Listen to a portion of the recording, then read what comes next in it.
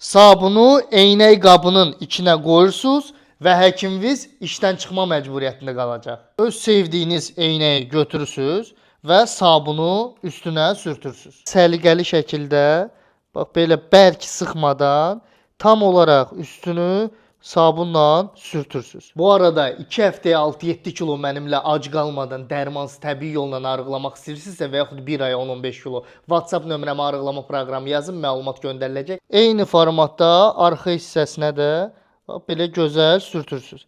Əgər pis sürtülürsə, azca sabunu nəmləndirib eyni şeyi təkrar edə bilərsiniz. Lakin onda daha qalın qatı olacaq. Bu üsulla eynəyinizi parladanda həm cızıqları aradan qaldırır və eləcə də gözəl parıldadır, yəni polirovka edir eynəklərinizi. İndi isə salfetlə gözəl bunu silməyə başlayırıq, tam şəffaf olana qədər. Və beləliklə siz isti yerdən soyuq yerə keçəndə və yaxud soyuq yerdən isti yerə keçəndə artıq sizin eynəkləriniz tərləməyəcək. Baxın, heç ümumiyyətlə tərləmir.